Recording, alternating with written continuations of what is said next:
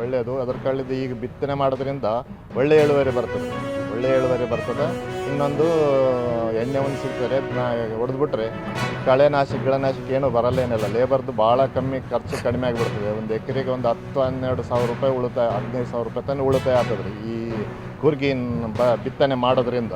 ರೈತರಿಗೆ ಲಾಭ ರೀ ಇದ್ರ ಬಗ್ಗೆ ಕೂರ್ಗಿ ಬಿತ್ತನೆ.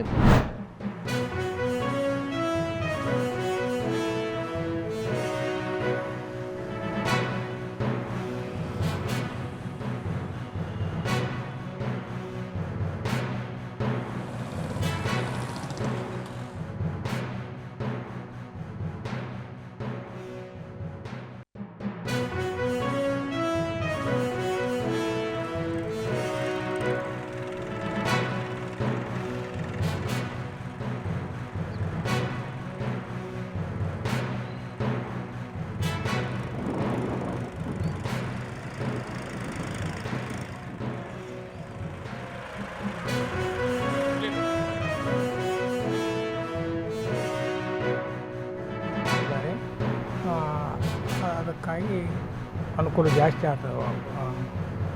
ರೈತರಿಗೆ ಒಂದು 10,000-12,000 ರೂಪಾಯಿ ಬಿತ್ತೋದ್ರಿಂದ ಉಳಿತಾಯ ಆಗುತ್ತದೆ.